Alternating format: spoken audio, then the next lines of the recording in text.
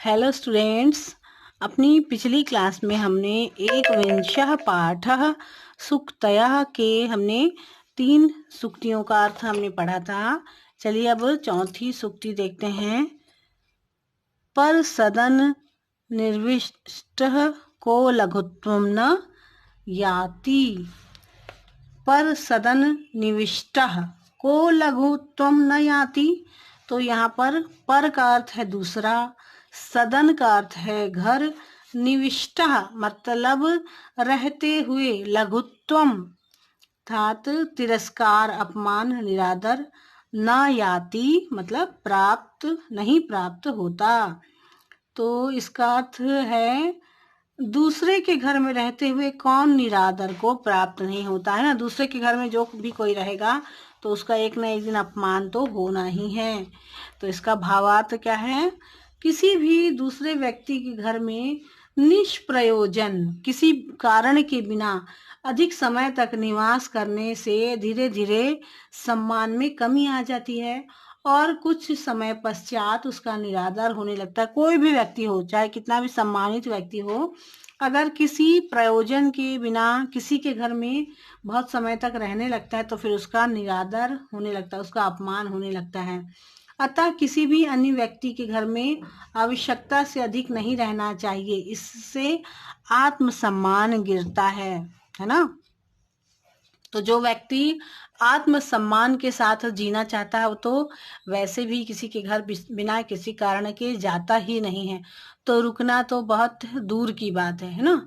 जिसको आत्मसम्मान अपना प्रिय है, जो सम्मान और आत्मसम्मान को समझता है, वो व्यक्ति बिना कारण के किसी के घर भी तो जाता ही नहीं है। और अगर चला भी गया मान लो गलती से, तो फिर वो वहां पर ठहरता नहीं है। अगला सूक्ति, अगली सूक्ति है आपकी। परोपदेशे वेलायाम शिष्टाः सर्वे भवन्ति वै। परोपदेश वेलायाम शिष्टाः सर्वे भवन्ति वै। इसका शब्दार्थ है शिष्टाः मतलब सभ्य व्यक्ति, और भवन्ति होते हैं, वै मतलब निश्चित रूप से।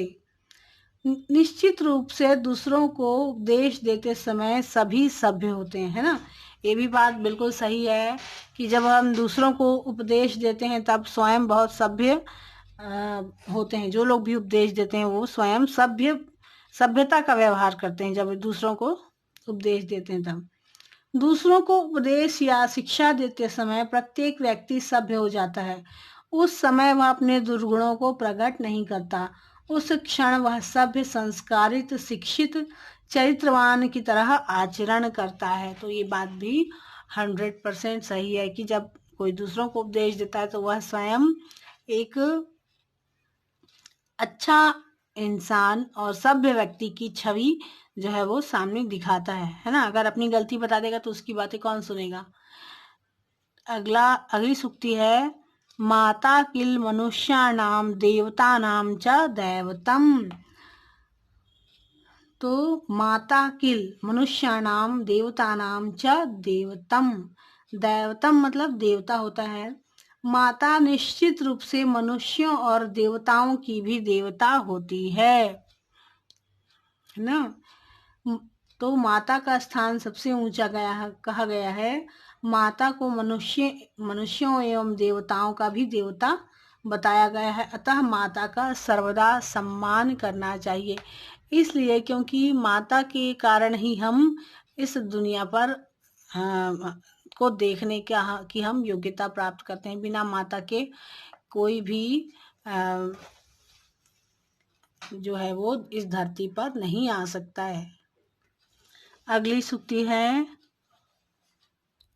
आपदि स्फुरति प्रज्ञा यस्य धीरः स एव हि।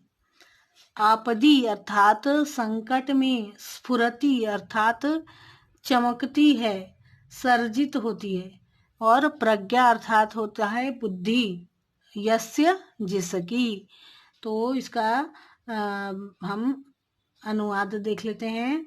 संकट में जिसकी बुद्धि चमकती है वह ही धीर है, धैर्यवान है, वह भी वीर है।